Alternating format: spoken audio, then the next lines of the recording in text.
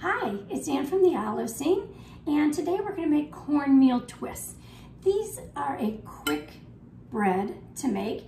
It is nice and easy, so if you haven't really jumped into making bread, this is a good one to start with. Where I'm going to walk you through, and especially talk about the texture so you know what you're doing as you're doing it. We're going to use our chipotle extra virgin olive oil. This has a base of a pure ultra premium extra virgin olive oil. Amazing. It also is infused with smoky chipotle peppers. So you have this nice warm heat. It is not super hot. It does have some spice though. We have hotter and spicier oils at the Olive Scene, our harissa, bakludi chili peppers, and red hot cayenne pepper infused oils. Those can also be used in this, but I really like the chipotle because it gives a little smokiness, a little bit of warmth, but you still taste all the other flavors. I think the other ones get a little too spicy for me, but you can try. Remember, if you change the flavor of the oil, you change the whole flavor of the dish that you're making. So if you don't want it spicy at all, you could use our Tuscan herb olive oil in this and make a nice herby garlic cornmeal stick, or twist. So we're gonna get started. In my bowl, I have the flour, the cornmeal, baking powder, baking soda. Don't mix up those. You have 2.5 teaspoons of baking powder, but only half a teaspoon of baking soda. And that's because we are using buttermilk. You need soda when you're using buttermilk. And then also a little bit of salt. That is all in there. And then with the buttermilk, I have 3/4 cup.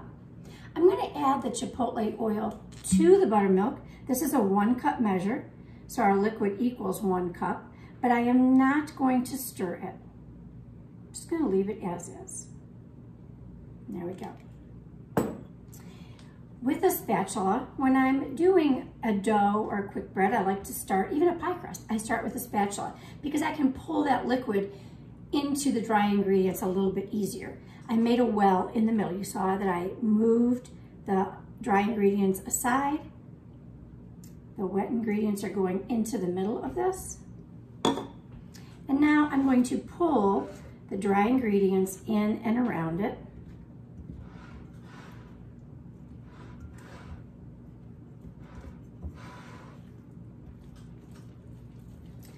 Give it a nice stir. It'll pick up all the dry ingredients. It may be a little bit sticky still, but we're going to turn it out onto a floured board and give it a couple of turns. Okay, it comes together really quickly. And there you have it. Make sure all the dry ingredients are in. And with the spatula turning and pulling, it really incorporates very quickly.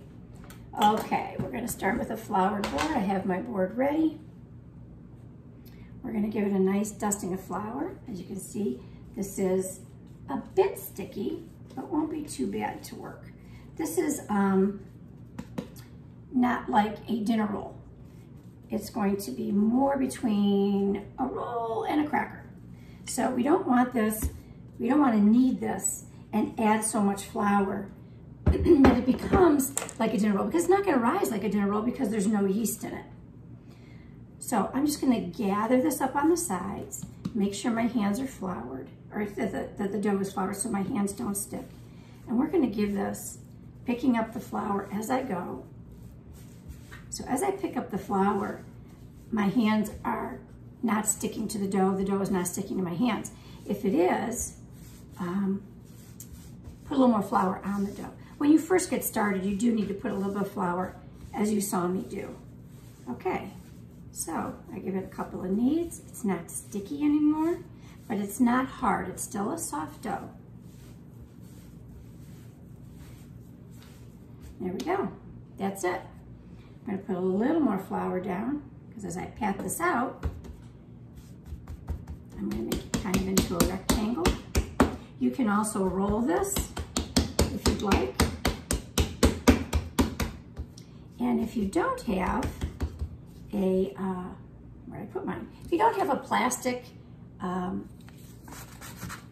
ruler for in your kitchen, grab one. They're very handy. This was from my kids when they were little.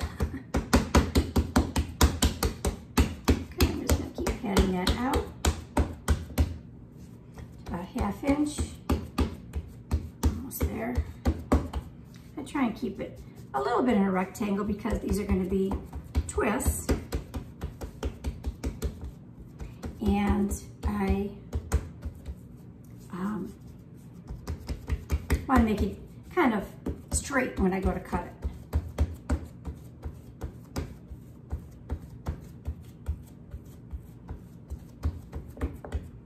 Okay, that's about a 1/2 inch thick, and I can check that, and I'm there.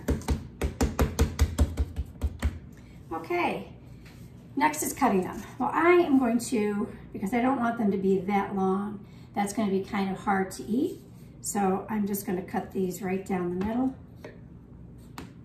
And I like to use a long knife so that I can cut down and not slide it, which just will make this easier. Now I'm going to take them in about 1/4 inch kind of strip. So I'm going to do this bottom one first. I have it laid out. That'll get me started.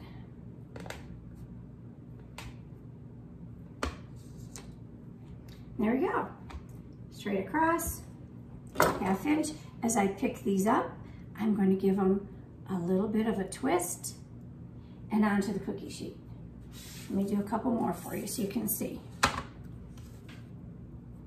If they untwist, give it a little harder twist. You don't want to twist so much that you break the middle of it, but you want to give this a twist. This is going to be a nice, this is almost like having a dinner roll. It's nice, they're going to be nice and hearty. And just so flavorful. Because that chipotle oil, the cornmeal, great texture. We like having these with soup. We like having them on a charcuterie board with some cheese. They're good just to snack on.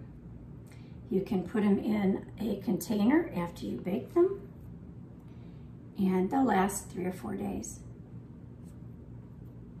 They get a little bit soft after that, but still good. Okay, so there's my first roll. This one I'm gonna elongate a little bit since it's kind of a wacky shape. And there we go. I'm gonna finish those up. They're gonna go in the oven. It's at 475. They're gonna be in there for 10, 12 minutes, and then we'll be back and I'll show you the finished result. So into the oven they went, and 12 minutes on the nose. You could go up to 14 minutes if you need to, but they should be this nice, firm, golden brown.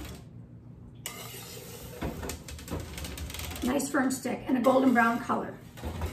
And let them cool on your cooling rack until they are cool. You can take them off of the baking sheet immediately because breads tend to get soft on the bottom, and we want these to stay nice and crisp.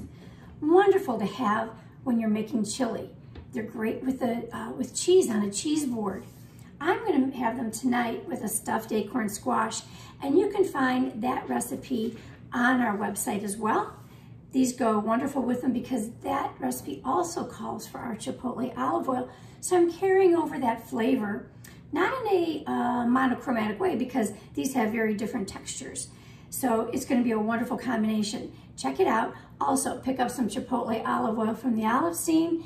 It's wonderful for all your fall dishes.